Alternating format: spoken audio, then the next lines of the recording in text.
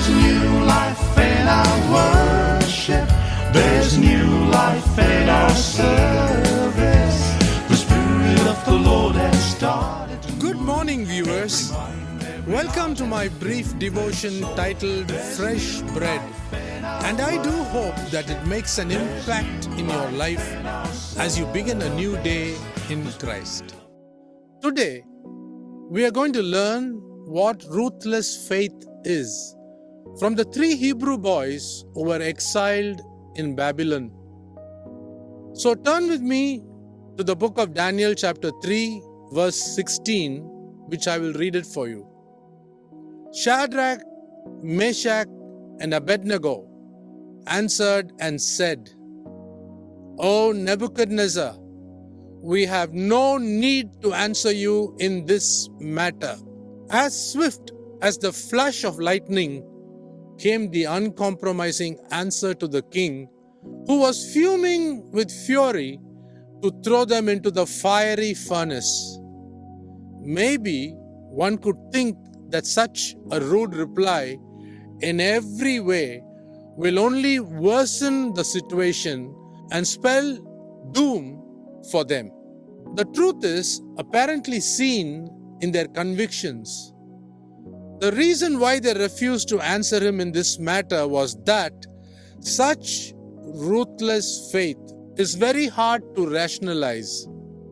It believes that the God whom they serve can deliver them, and even if he doesn't, it would remain unaltered. What is that it?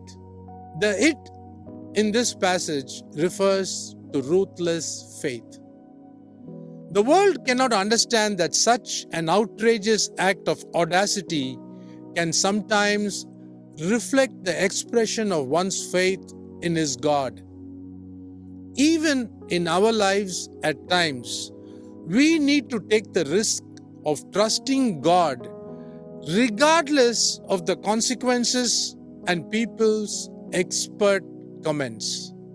Faith is a language that is inexplicable, mysterious, which only heaven can understand, but greatly rewarding to those who are willing to speak it. No wonder some man of God said, faith is the currency of heaven. One might be surprised to note that these young men called the great king by name, O Nebuchadnezzar. Again, it wasn't something that should be mistaken for disregard, but a display of divine zeal for God. Nebuchadnezzar bowed to the idol and failed to acknowledge the King of Kings who had given him the power to rule this nation called Babylon. Real zeal for God cannot be shut up with a lid. It doesn't sit back looking for a second chance, but speaks right on the face. Being effective as a Christian can be measured by the zeal we possess in the things of God. Such zeal can never be destructive, but only constructive. We have witnessed the result of the grand exhibition of ruthless faith in the lives of the three Hebrew slaves.